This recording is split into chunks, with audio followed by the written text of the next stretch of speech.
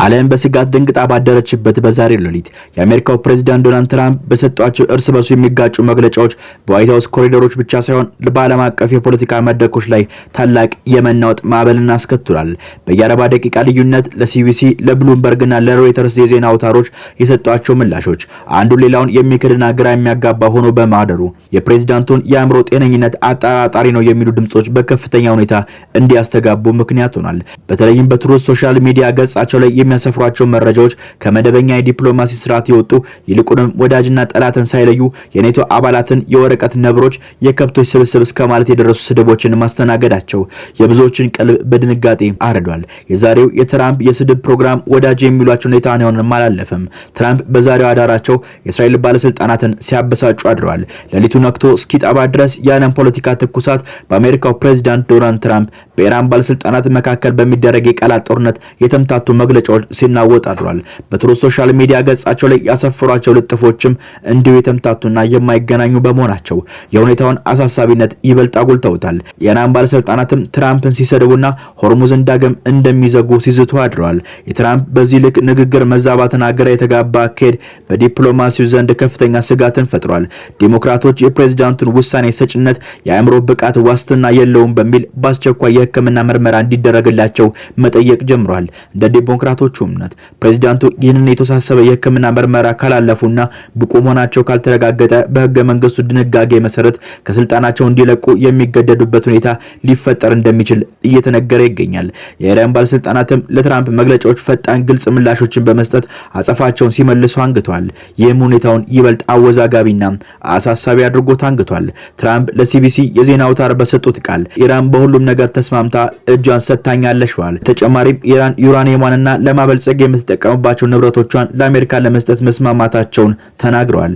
ይሁን እንጂ ዩራኒየሙን ለማውጣት የአሜሪካ ጦር ወደ ኢራን እንደማይገባም አረጋግጠዋል። በተጨማሪም ኢራን እንደ ሂዝቦላና ሀውቲ የመሰሉ ቡድኖችን ላለመደገፍ ቃል ገብታለች ብሏል።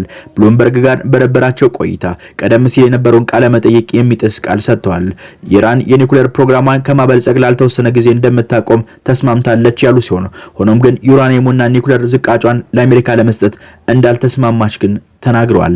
ከሮይተርስ ጋር በነበራቸው ቆይታ ደግሞ ከኢራን ጋር የተቀበሩ ዩራኒየም ዝቃጮችን ጠራርጎ ለማውጣት እንሰራለን ብሏል። ይህም በትራምፕ መግለጫዎች መካከል ያለውን የተምታታ መረጃ ያሳያል።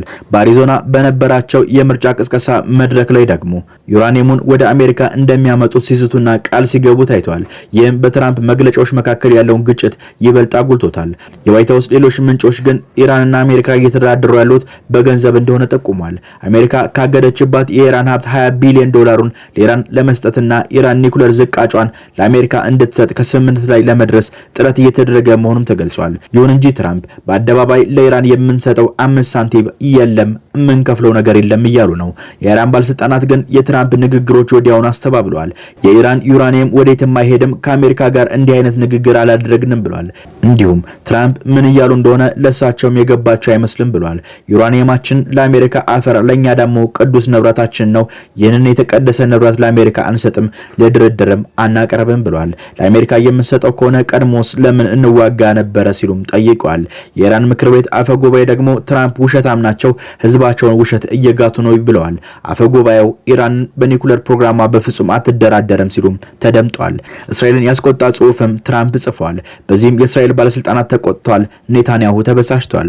ትራምፕ ቀደም ሲል ኢራንን አመስግነው ሆርሙዝ መከፈቱን በገለጹ በሰዓታት ውስጥ የሆርሙዝ ወሽመጥ በአሜሪካ ተዘግቶ እንደሚቆይ በትሩዝ ማህበራዊ ትስስር ገጻቸው ላይ ጽፏል። የኢራን ባለስልጣናት ወዲያውኑ በሰጡት ምላሽ አሜሪካ ሆርሙዝን ዘግታ የምትቆይ ከሆነ ኢራንም ሆርሙዝን ዳግም እንደምትዘጋ አረጋግጠዋል። ትራምፕ ማህበራዊ ሚዲያ ላይ የሚጻፏቸው ጽሁፎች ከአሜሪካ ፕሬዝዳንት የማይጠበቅ ነው ተብሏል። በሶሻል ሚዲያ ለጥፋቸው የኔቶ አባላትን የወረቀት ነብሮች እና ከብቶች ሲሉም ተሳድበዋል። የአሜሪካው ፕሬዝዳንት ዶናልድ ትራምፕ ሰሞኑን እያሳዩት ያለው ያልተረጋጋ ጠባይና የሚሰነዝሯቸው እጅግ አደገኛ አስተያየቶች ሲያነጋግር የነበረውን የአእምሮ ጤንነት ክርክር በከፍተኛ ሁኔታ ቀስቅሶታል። ዘ ኒውዮርክ ታይምስ ይፋ ባደረገው ዘገባ መሰረት ፕሬዝዳንቱ ኢራንን ሙሉ በሙሉ ለማጥፋት መዛታቸው መሆናቸውንና በካቶሊክ እምነት መሪ የሆኑትን ሊቀ ጳጳስ ላይ የቃላት ጥቃት መሰንዘራቸው የቀድሞ የቅርብ አማካሪዎቻቸውና አጋሮቻቸው ሳይቀር የአእምሮ ጤንነታቸውን እየተመሳቀለ መሆኑን እንዲጠራጠሩ አድርጓቸዋል። ትራምፕ ለደህንነት ስጋት የሆኑ ንግግሮችን በማዘውተራቸውና ከእውነት የራቁ ጠባዮችን በማሳየታቸው ምክንያት ፕሬዝዳንቱ በግልጽ ጤነኛ አይደሉም የሚሉ ወቀሳዎች እየበረከቱባቸው ይገኛሉ። ይህ ሁኔታ በአሁኑ ወቅት በአሜሪካ ፖለቲካ መድረክ ፕሬዝዳንቱ ሀገር ለመምራት ብቁ ናቸው ወይ የሚል ጥያቄ እንዲነሳባቸው እያደረገ ይገኛል።